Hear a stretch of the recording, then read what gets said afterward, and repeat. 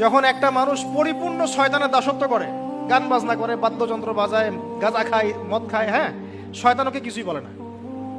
বিশ্বাস করেন, শয়তানকে কিছু বলে না। ওকে শয়তান খুব একটা, ওকে নিয়ে শয়তানের পেরেশানি নাই খুব একটা। এবার এই ধরনের ব্যক্তিরা যখন তওবা করে ইসলামের দিকে আসতে শুরু করে, এসে নামাজি হয়, রোজা রাখে, দান সদকা করে, দিনের এলেম অর্জনের চেষ্টা করে, শয়তানের সমস্ত শক্তি দিয়ে এর উপর আক্রমণ করা শুরু করে। আবার এই ব্যক্তি যদি মেহনত করতে করতে করতে করতে আরো বড় মাকামে পৌঁছে যায়, তখন এই ব্যক্তিকে দেখে শয়তান দূরে পালিয়ে যাবে। ঠিক এই ব্যক্তির মাকাম হচ্ছে উমর রাদিয়াল্লাহু আনহুর মাকাম। তাকে দেখে শয়তান পালাতো কেন? কারণ তিনি এই মুজাহাদা করতে করতে করতে করতে ইমানের এমন বুলন্দ স্তর অর্জন করেছেন যে ওকে দেখলে শয়তান পালিয়ে যাবে।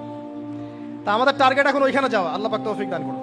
তাহলে এই যে প্রাথমিক ফ্যান্টাসি বাদ দিয়ে আপাতত আমাদের কাজ হচ্ছে 5 ওয়াক্ত নামাজ পড়া।